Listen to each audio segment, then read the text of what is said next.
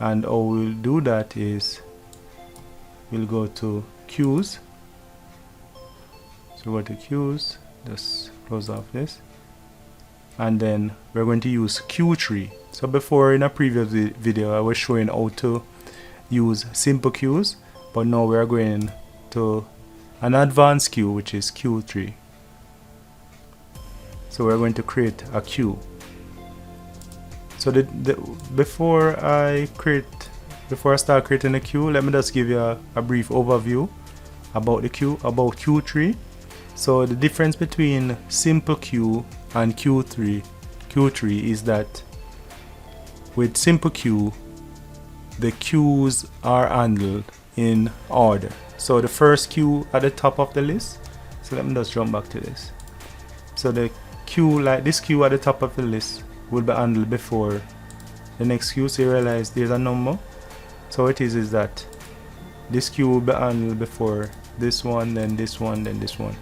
So if, for instance, you have say 20-30 queues, then the person that is at 30, that person would actually start getting traffic last. However, with Q3, all the queues are processed at the same time. So that is a big advantage that Q3 have over simple queue. However, it requires more configuration to get it working, but it's much better and it's more efficient. So we're going to add a queue, Q3, and we're going to call this one all bandwidth.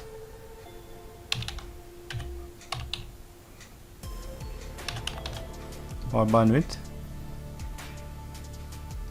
And the parent is global, and this marking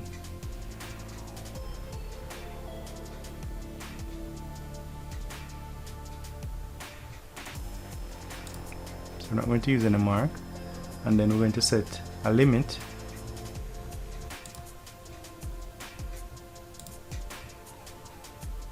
max limit, which is the maximum traffic that will pass through this rule.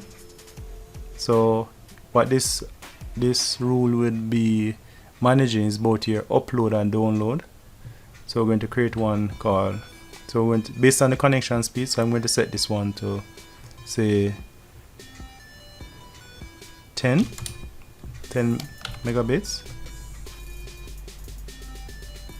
and the priority we're going to set it to 1. So the purpose of the priority is, as it says, this queue will get more priority over other queues. So that is the purpose of the priority. So certain queues that you want to get traffic last, or things that are more important over others, like voice over IP traffic or browsing traffic, you can prioritize your traffic. So we're going to OK this. I'm going to add another queue. I'm going to call this one download.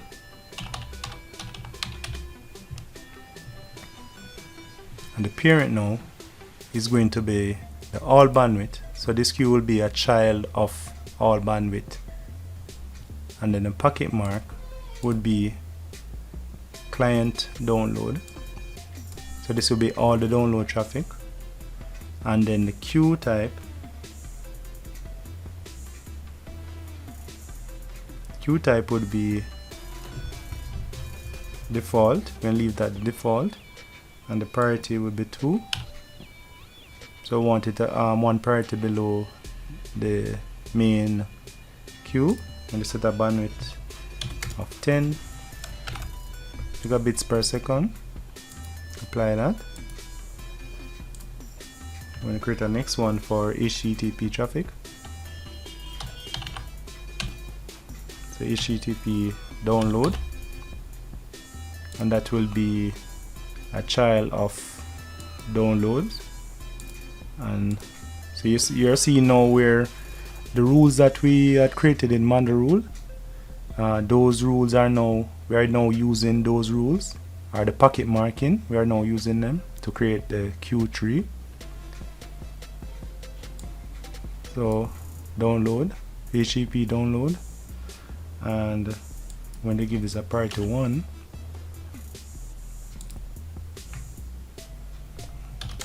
10 megabits.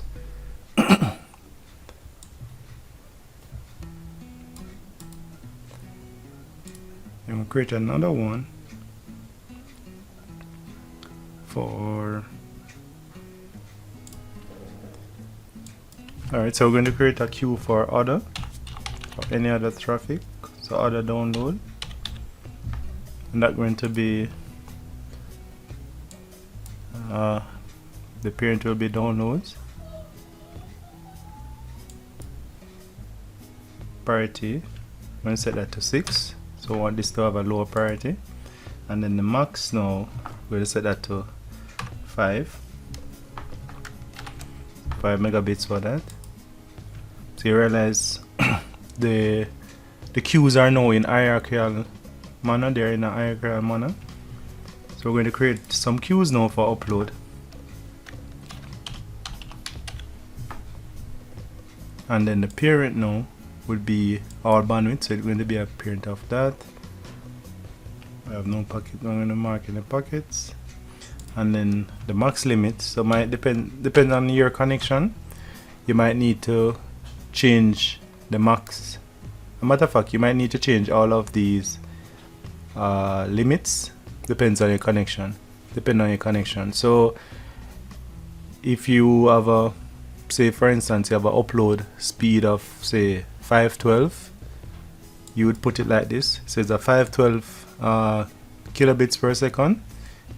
You put it 512 and put K. If it is 512 kilobits or anything, so if it's 128 or anything like that, that is for kilobits. And for megabits, if it is say a 2 megabit connection, you use a 2 and a M for that. So I'm setting mine to 1 megabit. Okay, and now I'm going to create upload rules, upload queues for HTTP traffic. For similarly to the download, I'm going to create the other rules. So I'm going to set this to priority 6, max to 1.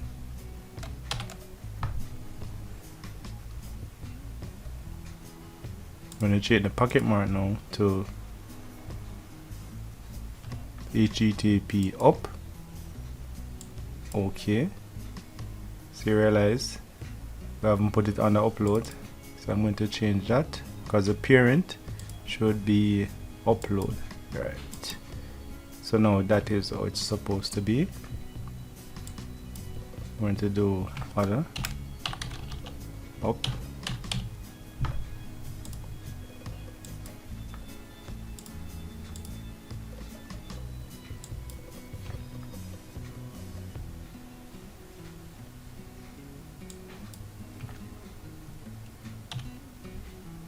I'm going to set that limit to 512. Okay.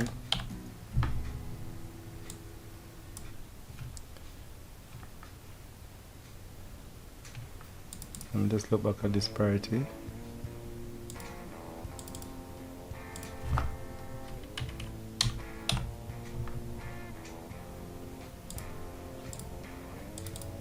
It's supposed to be priority 1. So I want to give HTTP traffic higher priority. Alright, peer-to-peer. So I'm going to create some peer-to-peer queues. So we're going to create peer-to-peer download queues first. Download P2P download packets. We're going to give that priority 8. Oh, one other thing that I've missed out. I'm just going to do that shortly. I didn't set the QType, so I'm going to do that after this for all of them, and I'm going to explain what the QType you should use for this. So I'm going to set the limit for this to 256K. Okay. Then we'll create our next peer-to-peer queue for upload. and it's going to be for peer. It's going to upload peer-to-peer up and limit at 256K. I think I'm going to make an exchange to limit for peer-to-peer download. I'm going to increase this to say 1 megabit download. Alright, if you're not seeing these columns in terms of the max limit or the limit at, you can click here, show columns, and select additional columns that you want to see in your listing. Alright, the next thing, one thing that I left out, I'm going to go through that quickly, is the QType. So you're seeing where you have default, smart, small, and all of these. One that we are really considered that we're going to use is the PCQ. So it means per client queue. What that does is that, let me show you something quickly.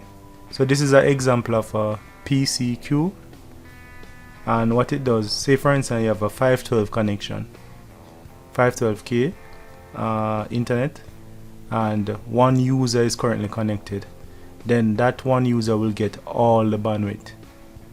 However, if 2 users are connected, that bandwidth is split equally among those 2 users, and if 7 users are connected, it's split equally across those 7 users.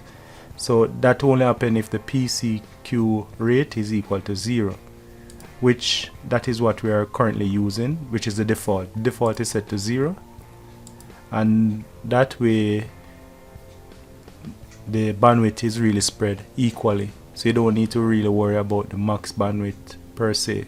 If everybody is connected, everybody will get some of the bandwidth. So we're going to use PCQ download for download traffic, for all the download traffic. Oh, well, I didn't set the order for this.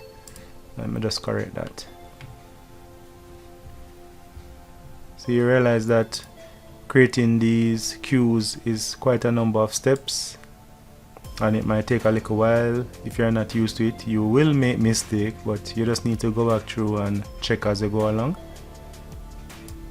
So I'm going to those. So for all downloads, I'm going to use the PCQ download default, and then now for all upload, I'm going to use the PCQ upload default.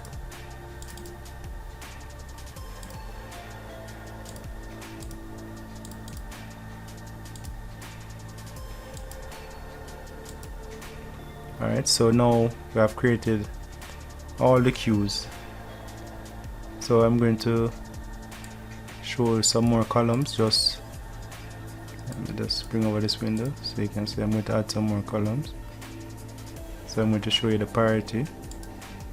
I'm going to add the QType. Alright. So you're seeing the QType that is being used. So you realize we're using default for these. So because we want to really split up the bandwidth in this area based on the traffic and then pass it through download, and the download limit is 10 megabits. So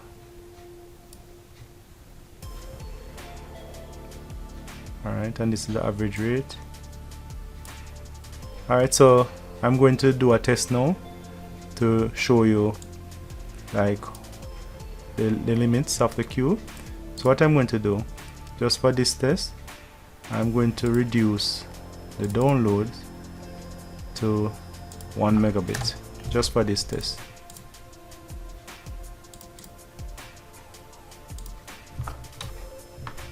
Or no, I'm going to leave it as is.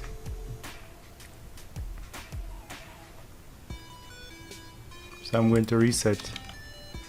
So you can select all and reset counter, reset all counters, and just reset all the counters to 0. And then I'm going to do a download and test that. Alright, so now I'm going to do a download test.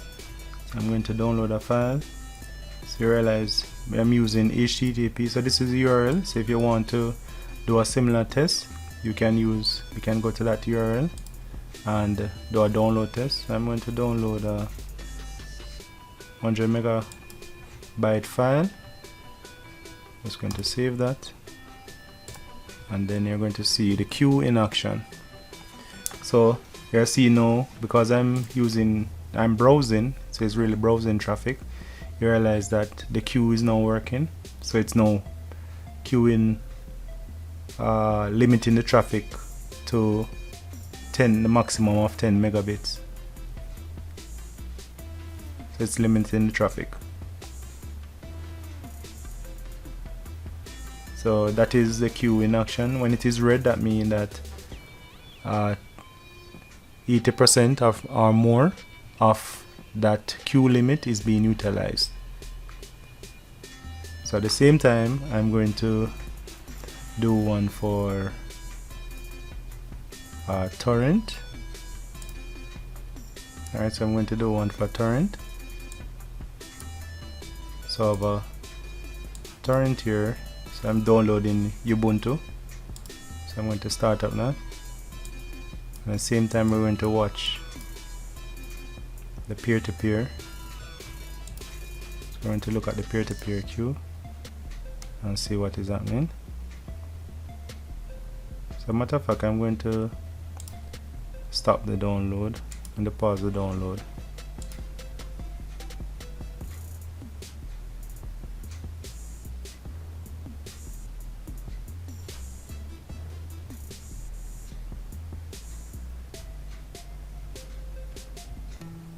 Alright, so now the peer-to-peer download has started, and you're seeing where the peer-to-peer traffic is going through. So now you can actually limit peer-to-peer traffic on your network.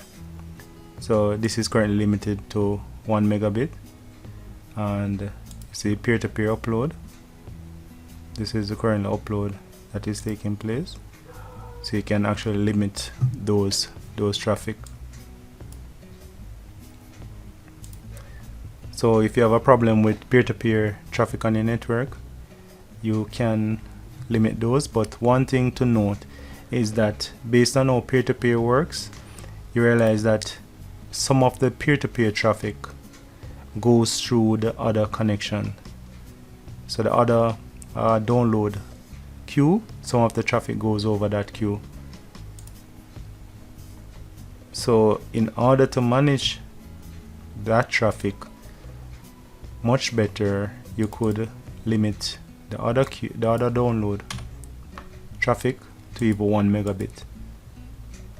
So now you will have a better control over peer-to-peer traffic, and at the same time maintain the quality of your browsing. So if I go back to browsing and resume download, so I resume the download, you see where the download speed gets priority over the upload.